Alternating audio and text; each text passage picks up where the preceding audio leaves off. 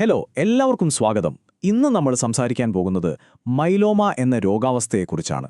ഇത് ഡയഗ്നോസ് ചെയ്യപ്പെട്ട ഒരാൾക്ക് ആ രോഗത്തോടൊപ്പം എങ്ങനെ ആരോഗ്യത്തോടെ മുന്നോട്ട് ജീവിക്കാം എന്നതിനെക്കുറിച്ചുള്ള ചില പ്രായോഗിക കാര്യങ്ങളാണ് നമ്മൾ നോക്കുന്നത്. ഒരു രോഗനിർണയം കേൾക്കുമ്പോൾ സ്വാഭാവികമായും നമുക്ക് പലതരം വികാരങ്ങളുണ്ടാവാം അല്ലേ? ചിലപ്പോൾ ആശയക്കുഴപ്പം, ടെൻഷൻ, ദേഷ്യം, അല്ലെങ്കിൽ ചിലപ്പോൾ വല്ലാത്തൊരൊറ്റപ്പെടൽ, വിഷാദം, ഇതൊക്കെ തോന്നാം. നിങ്ങൾക്കിങ്ങനെ തോന്നുന്നുണ്ടെങ്കിൽ ഒന്നോർക്കുക, അത് തികച്ചും നോർമലാണ്. ഈ ഒരു യാത്രയിൽ ഇതൊക്കെ വളരെ സ്വാഭാവികമായി ഉണ്ടാകാവുന്ന വികാരങ്ങളാണ്. ശരി, അപ്പോൾ ഇന്ന് നമ്മൾ എന്തൊക്കെയാണ് നോക്കാൻ പോകുന്നതെന്ന് ഞാൻ പെട്ടെന്ന് പറയാം. ആദ്യം തന്നെ ഈ രോഗം നമ്മളിലുണ്ടാക്കുന്ന വൈകാരികമായ മാറ്റങ്ങളെപ്പറ്റി സംസാരിക്കും. പിന്നെ നമ്മുടെ ജീവിതത്തിൽ കുറച്ചുകൂടി നിയന്ത്രണം തിരികെ കൊണ്ടുവരാൻ എന്തു ചെയ്യാം എന്ന് നോക്കും. നമുക്ക് ചുറ്റുമുള്ള സപ്പോർട്ട് സിസ്റ്റം എങ്ങനെ ബിൽഡ് ചെയ്യാം, പിന്നെ ഡെയിലി ലൈഫിൽ രോഗത്തെ നേരിടാനുള്ള ചില പ്രാക്ടിക്കൽ ടിപ്സ്. ഏറ്റവും ഒടുവിൽ അണുബാധ വരാനുള്ള സാധ്യതയെക്കുറിച്ചും അതിനെ എങ്ങനെ തടയാം എന്നതിനെക്കുറിച്ചും നമ്മൾ സംസാരിക്കും. ഓക്കെ, അപ്പോൾ നമ്മുടെ ആദ്യത്തെ വിഷയത്തിലേക്ക് കടക്കാം. വൈകാരിക യാഥാർത്ഥ്യം. പലപ്പോഴും അസുഖത്തെക്കുറിച്ച് ശരിയായ വിവരങ്ങൾ കിട്ടുന്നത് തന്നെ നമുക്കൊരു ആശ്വാസം തരും. കാര്യങ്ങൾ കുറച്ചുകൂടി നമ്മുടെ കൺട്രോളിലാണെന്നൊരു തോന്നലുണ്ടാക്കാനും നല്ല തീരുമാനങ്ങൾ എടുക്കാനും ഈ ഒരു സാഹചര്യത്തെ ധൈര്യത്തോടെ നേരിടാനും അത് നമ്മൾ ഒരുപാട് സഹായിക്കും.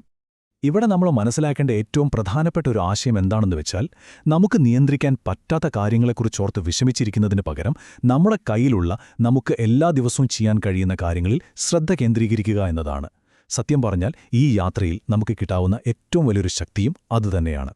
ഈ ഒരു വാചകം നോക്കൂ, ഇത് വളരെ പ്രധാനപ്പെട്ട ഒന്നാണ്. ഓരോ ദിവസത്തെയും അത് വരുന്ന പോലെ നേരിടുക, ഒരുപാടങ്ങോട്ട് മുന്നോട്ട് ചിന്തിക്കാതിരിക്കുക.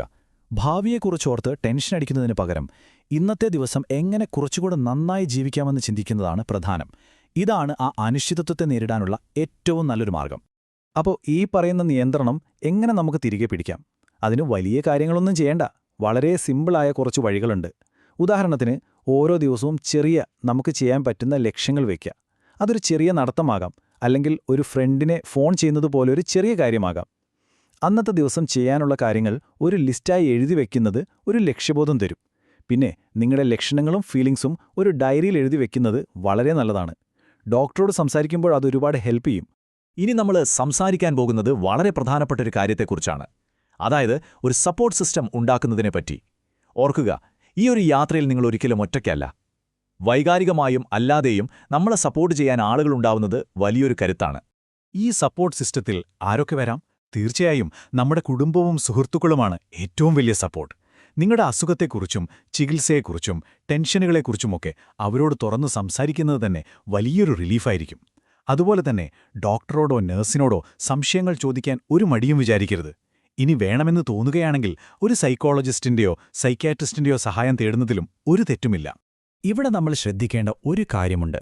എപ്പോഴാണ് സഹായം ചോദിക്കേണ്ടത് എന്ന് നമ്മൾ തിരിച്ചറിയണം.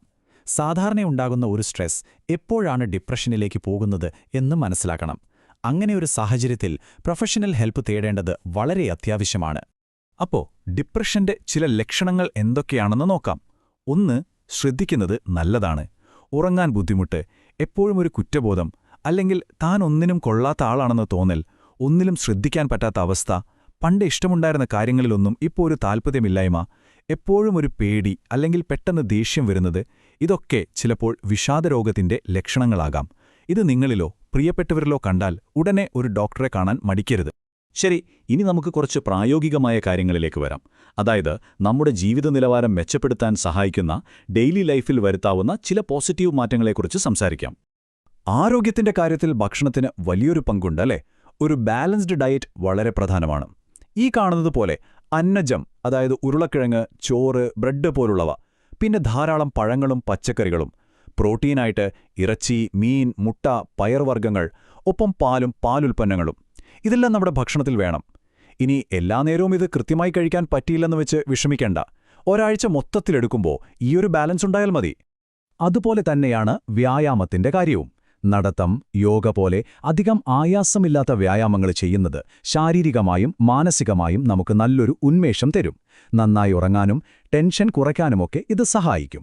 പക്ഷേ ഒരു കാര്യം ഓർക്കണം, നിങ്ങളുടെ ശരീരത്തിന് എന്താണ് പറ്റുന്നതെന്ന് ശ്രദ്ധിക്കുക. എന്തെങ്കിലും വേദനയോ ബുദ്ധിമുട്ടോ തോന്നിയാൽ അപ്പോൾ തന്നെ നിർത്തണം. പിന്നെ ഏതൊരു വ്യായാമം തുടങ്ങുന്നതിനു മുൻപും ഡോക്ടറോട് സംസാരിച്ച് അഭിപ്രായം ചോദിക്കാൻ മറക്കരുത്. നമ്മുടെ ടെൻഷനും ഉത്കണ്ഠയുമൊക്കെ കുറയ്ക്കാൻ വളരെ എളുപ്പത്തിൽ ആർക്കും ചെയ്യാൻ പറ്റുന്ന ഒരു റിലാക്സേഷൻ ടെക്നിക്ക് നമുക്ക് പഠിച്ചാലോ? ഇതിന്റെ പേരാണ് ബോക്സ് ബ്രീതിംഗ്. വളരെ സിമ്പിളാണ്.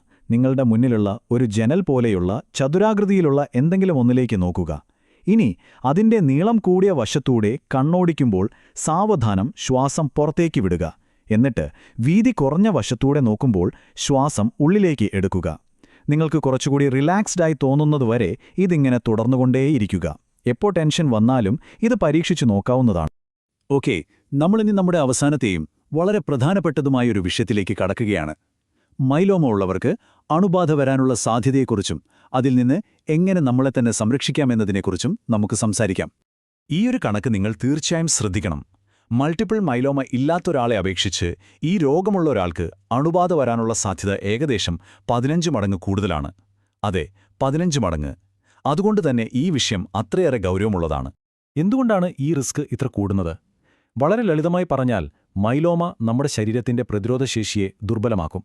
കാരണം മൈലോമ കോശങ്ങൾ ഉണ്ടാക്കുന്ന ആന്റിബോഡികൾക്ക് അസുഖങ്ങളെ പ്രതിരോധിക്കാൻ കഴിവില്ല. പോരാത്തതിന് ശരിക്കും അസുഖങ്ങളെ പ്രതിരോധിക്കേണ്ട നല്ല കോശങ്ങളെ അവ നശിപ്പിക്കുകയും ചെയ്യും. ഇതുകൂടാതെ നമ്മളെടുക്കുന്ന ചില ചികിത്സകളും പ്രതിരോധശേഷി കുറക്കാൻ കാരണമാകാറുണ്ട്. പക്ഷെ പേടിക്കണ്ട, ഈ റിസ്ക് കുറയ്ക്കാൻ നമുക്ക് തന്നെ ചെയ്യാൻ പറ്റുന്ന കുറേ സിമ്പിൾ കാര്യങ്ങളുണ്ട്. ഉദാഹരണത്തിന്, എപ്പോഴും കൈകൾ വൃത്തിയായി കഴുകുക.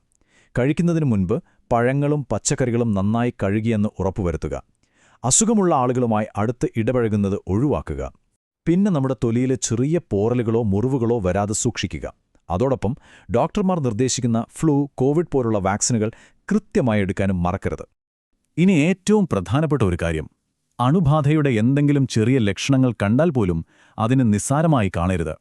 ഏകദേശം 100.5 ഡിഗ്രി ഫാരൻഹീറ്റിൽ കൂടുതൽ പനി, വിറയൽ, ചുമ, തൊണ്ടവേദന ഇങ്ങനെ എന്തുണ്ടായാലും ഒരു നിമിഷം പോലും വൈകിക്കരുത്. ഉടനെ നിങ്ങളുടെ ഡോക്ടറെ അറിയിക്കുക. അപ്പോൾ ഈ ഒരു ചർച്ച അവസാനിപ്പിക്കുമ്പോൾ എനിക്ക് നിങ്ങളോടൊരു ചോദ്യം ചോദിക്കാനുണ്ട്. ഇന്ന് നിങ്ങൾക്ക് വേണ്ടി മാത്രം ചെയ്യാൻ കഴിയുന്ന ഒരു ചെറിയ ലക്ഷ്യം എന്താണ്? അതൊരു ചെറിയ കാര്യമാവാം, ഒരു ചെറിയ നടത്തം, ഒരു പഴയ സുഹൃത്തിനെ ഫോണിൽ വിളിക്കുന്നത്, അല്ലെങ്കിൽ കുറച്ചുനേരം ഈ പറഞ്ഞ പോലെ ബോക്സ് ബ്രീതിംഗ് ചെയ്യുന്നത്.